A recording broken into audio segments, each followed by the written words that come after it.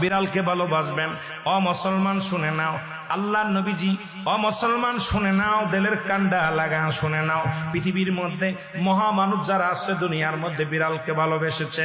এই বিড়াল একটা গৃহপালিত পশুর মধ্যে পড়ে যায়, এটা এত প্রভুভক্ত হয়, এত মুসলমান শুনে নাও, বিড়ালটাকে অত্যন্ত মায়া করবেন। বিড়ালটা যদি দোয়া করেন, বিড়ালটাকে বিনা কারণে কোনো বিষ দিয়ে মারবেন না, কোনো কিছু দিয়ে মারবেন না। ও মুসলমান শুনে নাও, বিড়ালটাকে যত্ন করবেন।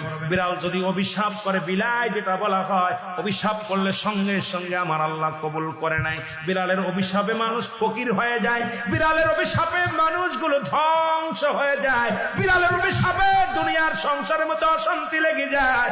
বিড়ালকে ভালোবাসলে, ও মুসলমান শুনে নেও, এই বিলাইকে ভালোবাসলে, বিলাই যদি দোয়া করে, বিলার দোয়ায় আল্লাহ দরবারে অনেক ফায়দা লুটতে পারবেন। জোরে জোরে চিল্লায় বলা যাবে না মারহাবা। এখানেও নবী বিড়ালকে ভালোবাসতেন। এখনো মক্কা মদিনায় অসংখ্য বিড়াল আছে যারা মদিনায় গেছেন হজ করতেন। আমাদের সভাপতি সাহেবও গেছেন। অসংখ্য বিড়াল গুলো দেখবেন মদিনার মনোয়ারায়, রাসূলুল্লাহর রওজার আশেপাশে, কাবা শরীফের আশেপাশে অসংখ্য বিড়াল। ধরে বলেন ঠিক কিনা? এত সুন্দর বিড়াল যারা মক্কা মদিনায় দেখে আসছেন তাদের কাছে জিগাইবেন বিড়াল আছে কিনা আছে। এই বিলাইদেরকে ভালোবাসবেন, বিলাইকে অভিশাপ দিবেন না।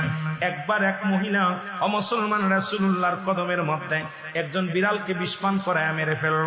রাসূলুল্লাহ তখন সংসারের মধ্যে অশান্তি অমঙ্গল শুরু হলো। নবীর কদমে আসলেন, ইয়া রাসূলুল্লাহ, ইয়া হাবিবাল্লাহ, আমাদের অশান্তির কারণ কি? জিবরিল আমিন এসে বলে, ইয়া রাসূলুল্লাহ, ইয়া হাবিবাল্লাহ, উনি যে বিড়ালটাকে পালন করতেন, ওই বিড়ালটাকে অনেক কষ্ট দিয়ে মারছে, খানা দেয় নাই, ঘরের ভিতরে আটকায় রাখছে, নির্যাতন দিয়ে মারছে। এত কষ্ট পেয়ে বিড়াল ছানাটা মারা গেছে।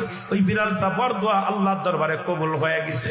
তওবা করছে, তওবা করার পর নবীজি নিজেই বলছে বিড়ালকে ভালোবাসো। আর নবীর সাহাবী আবু হুরায়রার কোসের মধ্যে একবার বিড়াল নবীজি আলোচনা করতেছিলেন সাহাবীদেরকে নিয়ে। বিড়াল ছানার পিতা আবু হুরায়রা, আল্লাহু আকবার বলেন না। বিড়ালের পিতা হঠাৎ করে কোসের মধ্যে বিড়াল ডেকে উঠছে। নবীজি বললেন, এ আবু হুরায়রা। সবাই আশ্চর্য হয়ে গেলেন, এবার বিড়াল ছানার আব্বা কি ডাক। হঠাৎ করে আব্দুস শামস আব্দুর রহমানের কোসের ভিতর থেকে একটা বিড়াল বাইর হয়ে আসলেন। নবীজি আবু হুরায়রা নাম দেয়া পর উনি বললেন, ইয়া রাসূলুল্লাহ, ইয়া হাবিবাল্লাহ, আজ থেকে আমার সমস্ত নাম আমি অফ করে দিলাম। আমার নবী আজ থেকে বিড়ালের বাবা বলে আমারে ডাকছে, আমি বিড়ালের বাবা হই। জগৎ বিখ্যাত একজন সাহাবী, যিনি পৃথিবীর মধ্যে বিড়াল ছানার পিতা নামে আখ্যায়িত। জোরে জোরে চিল্লায় বলেন মারহাবা।